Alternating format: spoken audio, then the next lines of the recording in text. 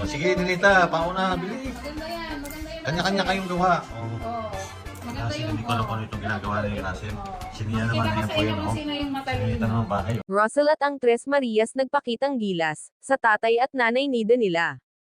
Hello mga kababayan, isang mapagpalang araw at gabi, saang sulok man kayo ng mundo naroon, ingat kayong lahat lalo na sa panahon ngayon na sobrang init, at biglang uulan.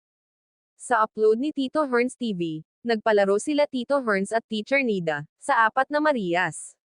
Para makita kung sino sa kanila ang mabilis mag-isip, at malikhain. Kung sino yung naunang matapos ay siyang panalo at may matatanggap na prize, isang tumataginting na $50 ay malaking papremyo yon. Nakita natin ang apat na Marias, ang pagkamalikhain nila. Kung ano yung gustong ipagawa sa kanila ni Teacher Nida, ay nagagawa nila. At pinag-isipan nila, tulad ng ginawa ni Nanita isang bahay, at maganda ang naiisip ni Nanita. Ganon din kay Zenea, gumawa din siya ng senihan, at nagbiro pa si Mylene, nagpunta ka pala sa senihan hindi mo ako sinama. Joker din si Mylene, si Russell na may nag-create din ng isang babae gamit din ang stick, at ang ganda rin ang ginawa niya, at sabi niya siya daw yon. Ganon din si Mylene, ang galing din niyang mag-create. At nanalo din siya, pagdating naman sa dalawahan sila Mylene at Nanita ang nanalo. Parehong maganda ang mga gawa nila at may ibig sabihin, kung baga pinag-isipan nila bago ginawa, at sa pinakahuli, team na silang gumawa ng isang mall.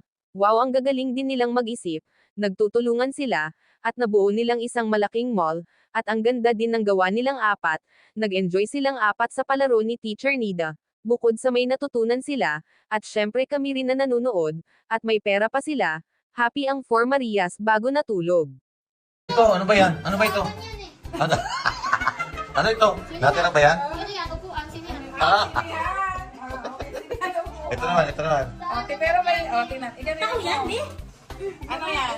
Yes. Ano naman yan? Babae. Wow, Ha? very good, Russell. Napaka-creative ni Russell. Iyan. Kayo ng bukid ah. Ang picture ay bukid. O, kayong dalawa din. Magawa tayo ng logo. Niyok eh. Ano yan, Russell? Ano ito? Babira mo, ang laki ah. Umakyat sa bundok. Ito bundok? Umakyat mo, babira mo. Kakatakot pala mag-ulka dyan. Ito. May baboy ram. Ito, ano to? May baboy daw mo umakyat. Oh, ito naman. Oh, wow. Ganda, oh. Ang gagaling nilang gumawa. Oh, sinin... Hindi may daanan dito. Ano to? O, ayan. Mall na ba to? Ayan, may building. So, ano naman ito? May guard. Ito, entrance. O, ano yung Mylene? Mayroong itaas, may itaas, sa SM daw. O, yan. Ito ay? Parking na. Wow, ang galing. O, pwede na pala kayong mag-ano ng ano naman yung dalawang iyon? Araw. May araw. O, hindi nawawala ang araw.